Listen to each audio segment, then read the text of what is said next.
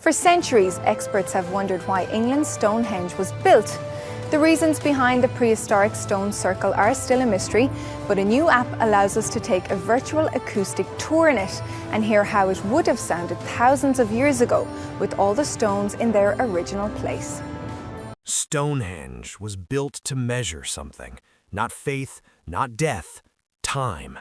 At 2:47 in the morning, an AI model finished cross-referencing thousands of years of astronomical movement with the exact geometry of those stones on Salisbury Plain, and the result wasn't random alignment or ritual coincidence, it was precision, a repeating celestial sequence encoded in rock.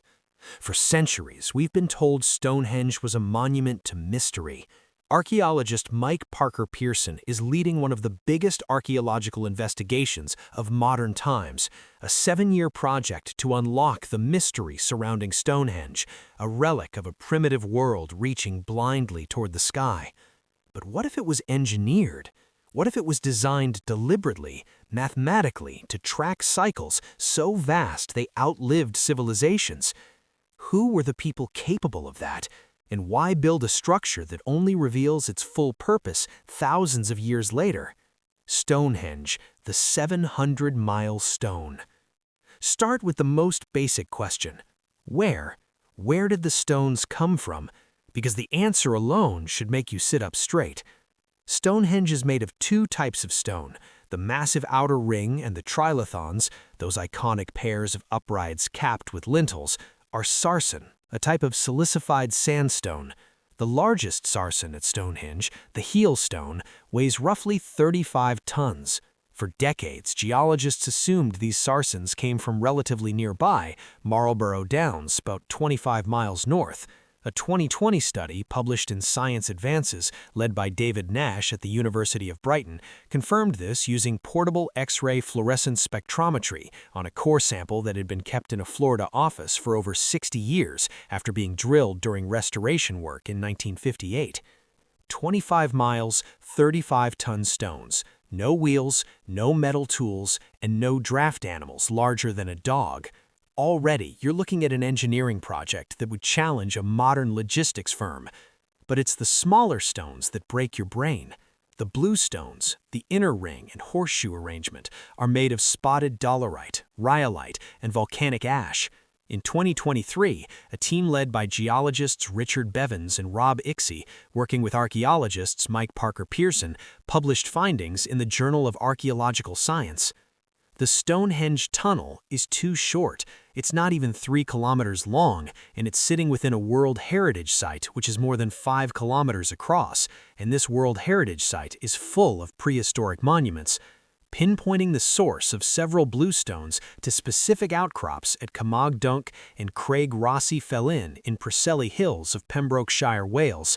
That's 150 miles from Stonehenge.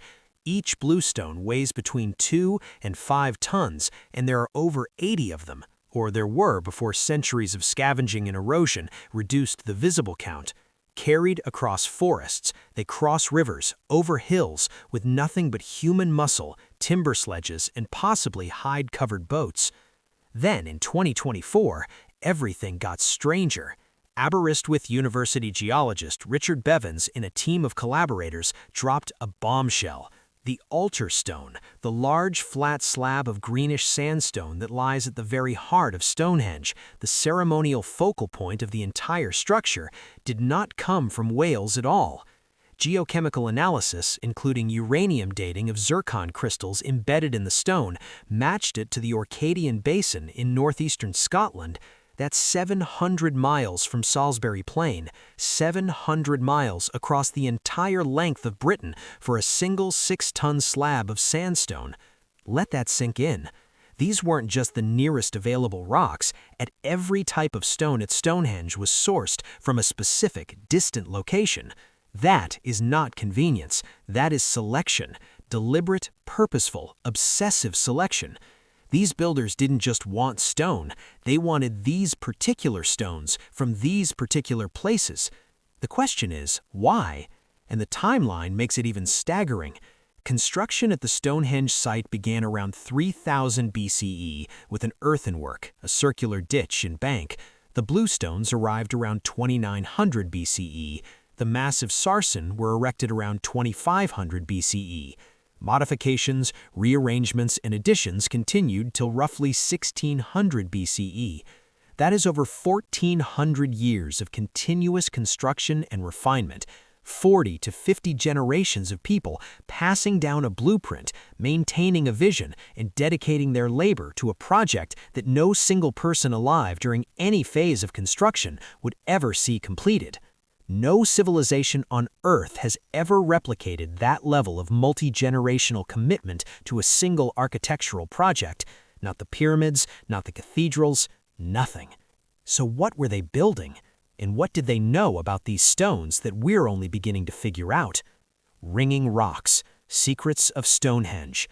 A detail that changes everything about Stonehenge and almost nobody talks about. Ring it. The blue stones ring. Pick up a small hammer, walk to the Preseli Hills, Wales, the exact outcrops where Stonehenge's blue stones were quarried 5,000 years ago. Find one of the dolerite pillars jutting from the ridge at Cay Minnan. Strike it. What you hear isn't the dead thunk of ordinary rock. He hits a clear, sharp, metallic tone, a note like striking an anvil, like ringing a bell made of earth.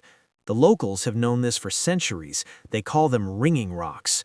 The Welsh name for the Preseli outcrops, manlog, literally translates to ringing stones. This particular stone in my hand here, this beautiful Stone Age club, it looks like something out of Flintstones.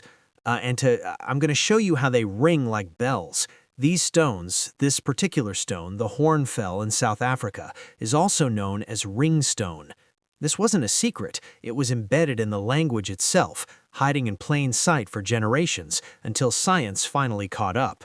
In 2013, a research team led by Paul DeVoe, an acoustics archaeologist, and John Wencraft from the Royal College of Art, conducted the first systematic acoustic survey of both the Preseli source outcrops and the bluestones still standing at Stonehenge. Their results, published in the journal Time and Mind, were remarkable. That they found that a significant proportion of the Preseli dolerite formations, far more than chance would predict, produced clear, resonant tones when struck. Different outcrops produced different pitches. Some rang high, some rang low. The hillside was in effect a natural keyboard. And at Stonehenge itself, several bluestones showed visible percussion marks on their surfaces, shallow depressions and wear patterns consistent with being struck repeatedly over long periods with deliberate intent. These weren't just building materials somebody dragged 150 miles across Britain because they looked nice. They were instruments. They were being played. But audible sound is only half the story. In 2023, Professor Trevor Cox, an acoustics engineer at the University of Salford, did something nobody had attempted before.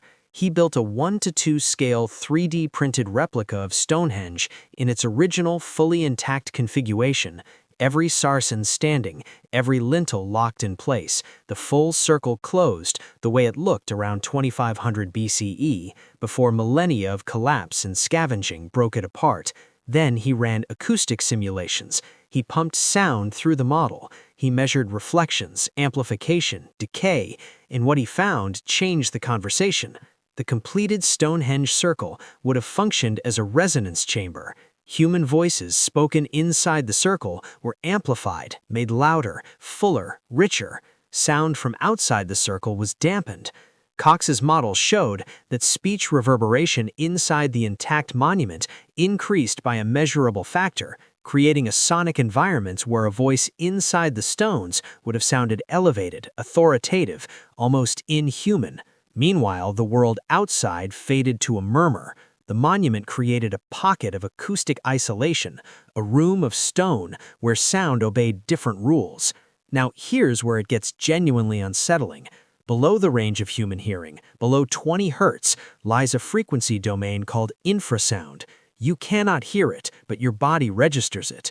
Infrasound has been clinically documented to cause anxiety, shortness of breath, chills down the spine, a creeping sensation of being watched, nausea, disorientation, and even visual disturbances. In 1998, engineer Vic Tandy at Coventry University was working late in a reputedly haunted laboratory when he felt a growing sense of dread and saw a gray shape in his peripheral vision. Rather than running, he investigated. He found that an exhaust fan in the lab was generating a standing wave at 18.98 Hz, a frequency that, as he later published in the Journal of the Society for Psychical Research, resonates with the human eyeball. The ghost was physics, the dread was vibration, and the frequency was infrasound. Multiple archaeoacoustics researchers, including Rupert Till at the University of Huddersfield, have since explored whether megalithic stone configurations could produce infrasound. Till conducted measurements inside ancient chambered cairns in Orkney and found standing waves in the infrasonic range generated by sound reflecting between parallel stone surfaces. The principle applies directly to Stonehenge. Wind channeling through the narrow gaps between megaliths, rhythmic percussion of resonant bluestones, so chanting voices amplified inside a closed stone circle. Any or all of these could push acoustic energy below 20 Hz. And if they did, standing inside the completed Stonehenge circle during a ceremony wouldn't have just been impressive, it would have been a neurological event. Your heart rate would shift, your breathing would tighten. You'd feel a presence behind you that wasn't there. You'd see shadows flicker at the edge of your vision. You'd feel something enormous and invisible pressing against your chest, not because of gods, because of frequency. The builders didn't drag 80 bluestones 150 miles across Wales because they were decorative. They chose those specific rocks from those specific outcrops because of what those rocks do when you hit them. The material selection at Stonehenge wasn't aesthetic, it was acoustic, it was functional. And the function was to make you feel something that you couldn't explain, something that felt for all the world like the voice of something far older than you. Stonehenge, a clock for the ages. Everyone knows Stonehenge aligns with the summer solstice sunrise. Stand in the center on June 21st, look northeast through the entrance, and the sun rises directly over the heelstone. This beautiful sunrise was the sight that greeted thousands of people who'd gathered at Stonehenge for the summer solstice. It's beautiful, it's precise, and it's the most basic thing Stonehenge does. Because the deeper you look, the more alignments you find, and they aren't simple.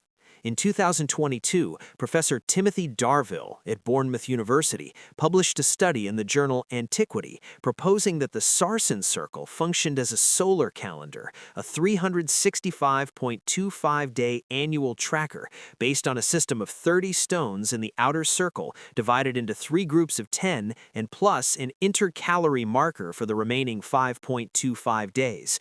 Each stone represents a day in a 10-day week, a full month every 3 stones. It's not a vague spiritual alignment, it's a precision timekeeping instrument calibrated to the tropical year. But the solstice and the calendar are just the surface. Stonehenge also tracks the moon. The station stones, 4 points marking a rectangle within the circular bank, align with the extreme positions of the lunar cycle, specifically the major and minor lunar standstills. A major lunar standstill occurs every 18.6 years when the moon reaches its maximum declination and rises and sets at its widest points on the horizon. The next major lunar standstill will occur in January 2025, and archaeologists from Oxford, Leicester, and Bournemouth universities launched a multi-year observation project at Stonehenge specifically to study the monument's behavior during this event. This is happening right now. Scientists are watching Stonehenge interact with a lunar cycle that the builders encoded into the geometry 5,000 years ago. And then there are the empty points. This is where the AI analysis enters the picture. When researchers fed the full 3-dimensional geometry of Stonehenge, including stone positions, orientations, sight lines, and shadow patterns, and cross-referenced them against millennia of astronomical data, the models identified alignments that pointed not just at objects in the sky, but at specific positions where nothing currently sits. Gaps at coordinates that correspond to points in long-duration astronomical cycles, precession, orbital eccentricity, axial tilt oscillations, cycles that take thousands, even tens of thousands of years to complete.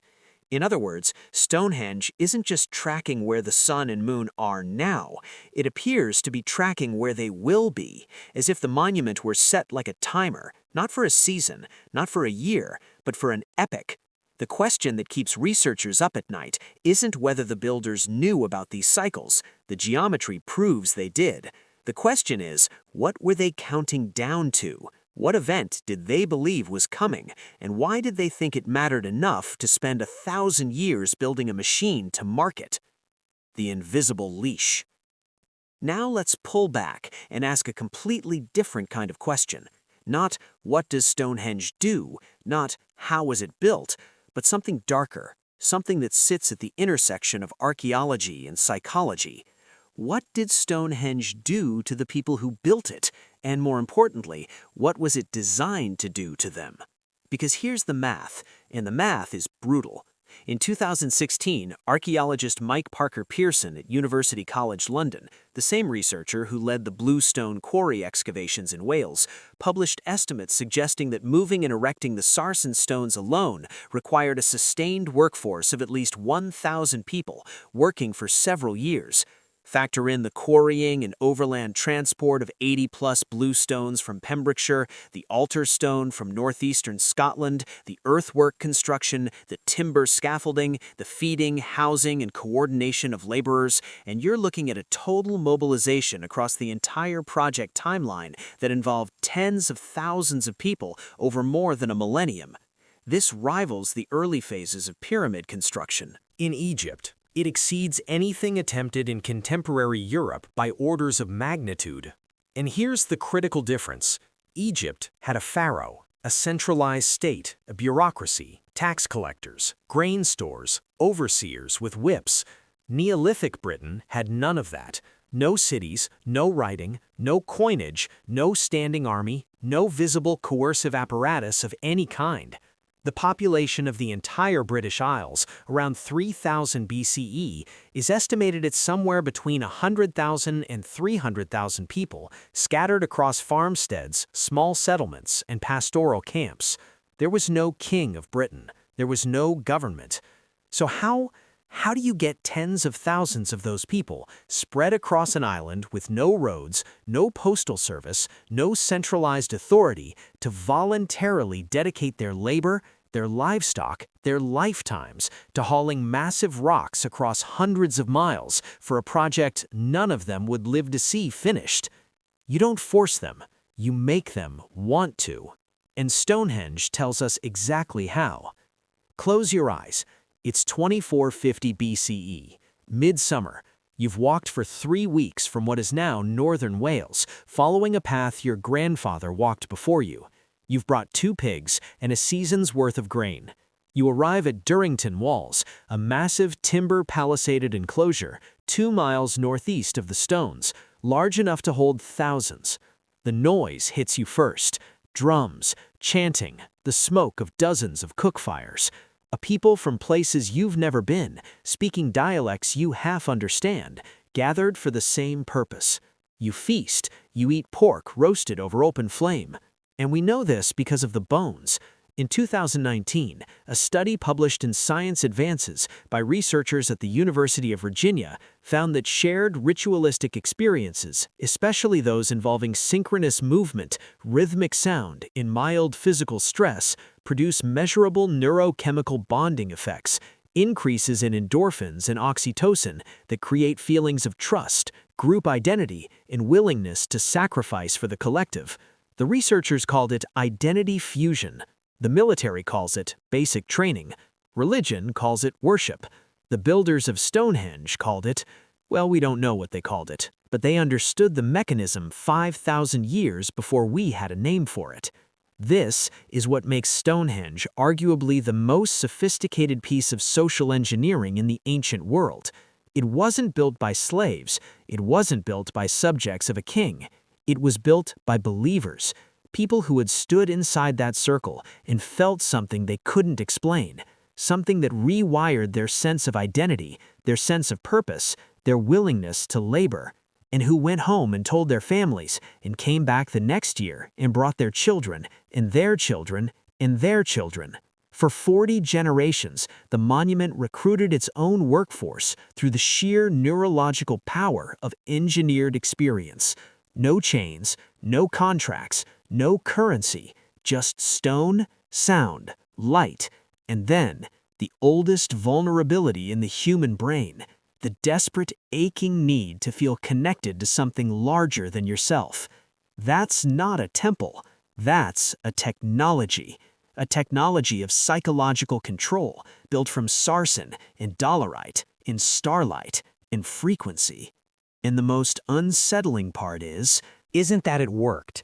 It's that the same principles, synchronous ritual, acoustic manipulation, architectural awe, identity fusion, still work today in cathedrals and stadiums, in political rallies.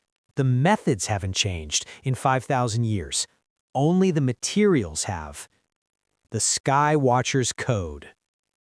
If Stonehenge were the only site like this, you could dismiss it as a fluke, a one-off achievement by an unusually clever Neolithic community.